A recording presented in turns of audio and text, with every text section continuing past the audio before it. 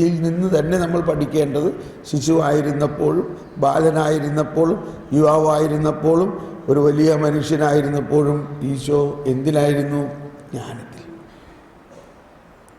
ജ്ഞാനസ്നാനത്തിലൂടെ ഇത് നമുക്ക് തന്നിട്ടുണ്ട്. ഓക്കെ, ദീർഘിപ്പിക്കുന്നില്ല. അപ്പോൾ നമ്മളിപ്പോൾ ഇങ്ങനെ പ്രാർത്ഥിക്കുമ്പോൾ ദർശനങ്ങൾ കിട്ടും. ചിലപ്പോൾ അതിന് വ്യാഖ്യാനിക്കാൻ സാധിക്കില്ല. ഇതൊരു ട്രയലാണ്. അപ്പോൾ ഈ ദർശനങ്ങൾ കിട്ടിയെന്ന് വിചാരിച്ചുകൊണ്ട് നിങ്ങളത് പെട്ടെന്ന് അത് എടുക്കരുത്. അത് കറക്റ്റാണെന്ന് വിചാരിക്കേണ്ട. ഇങ്ങനെ ഒരു എക്സസൈസ് ചെയ്യുമ്പോൾ ഒരു ചെടുത്തിക്ക് ഒരു ദർശനം കണ്ടത് ഇതാണ്. മറ്റേ ചെടുത്തിക്ക് വേണ്ടി പ്രാർത്ഥിക്കുമ്പോൾ ഒരു ശവപ്പെട്ടിയിൽ അവൾ കിടക്കുന്നതായിട്ടാണ് കാണുന്നത്. അപ്പോൾ പറഞ്ഞു, ധ്യാനം കൂട്ടിയത് നന്നായി. അതെന്താ അങ്ങനെ പറഞ്ഞേ? അല്ല, നമ്മളെപ്പോഴും ഒരുങ്ങിയിരിക്കുന്നതല്ലേ നല്ലത്. അതെന്താ അതിൻ്റെ അർത്ഥം? അല്ല, എങ്ങനെയായാലും നമ്മളൊക്കെ മരിക്കും. അപ്പം എന്താ പറയണത്? ഞാൻ കാണുന്നത് നീ ശവപ്പെട്ടിയിൽ കിടക്കണതാ, അതുകൊണ്ട് ഉടനെ നിങ്ങൾ മരിക്കും.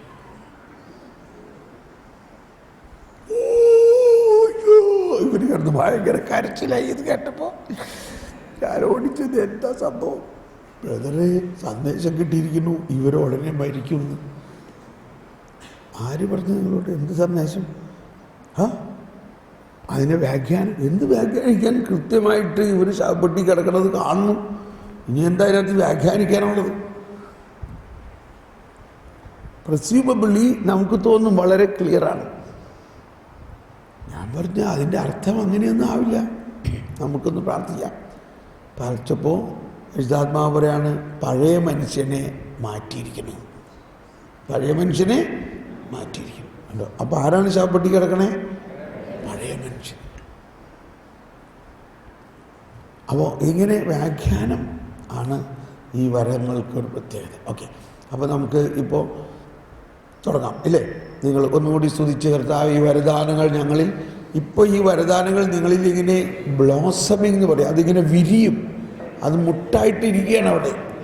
നമ്മുടെ ഉള്ളിലുണ്ട്, എല്ലാവരിലും ഉണ്ട്. വ്യത്യസ്തമായ വരങ്ങളുണ്ട്.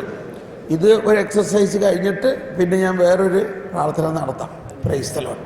സ്റ്റാർട്ട്. തുടങ്ങിക്കോളൂ. ഇപ്പോൾ ഒരാൾ, നിങ്ങൾ 2 പേര് മുഖാമുഖം തിരിഞ്ഞിരുന്ന് ഇങ്ങനെ ഒരാൾ തലയിൽ കൈവച്ച് പ്രാർത്ഥിച്ച് അവർക്ക് കിട്ടുന്ന സന്ദേശങ്ങൾ പറയുക. അധികം ഒച്ചയിൽ പ്രാർത്ഥിക്കേണ്ട. ശാന്തമായി പ്രാർത്ഥിക്കുമ്പോഴാണ് നമ്മുടെ ഉള്ളിൻ്റെ ഉള്ളിൽ ഇത് മനസ്സിലാവുന്നത്. കിട്ടുന്ന സന്ദേശം ആദ്യം പറയുക. തൽക്കാലം വ്യാഖ്യാനം ഇല്ലെങ്കിലും അതങ്ങ് പറയുക. പിന്നീട് വ്യാഖ്യാനത്തിന് വേണ്ടി പ്രാർത്ഥിക്കുക.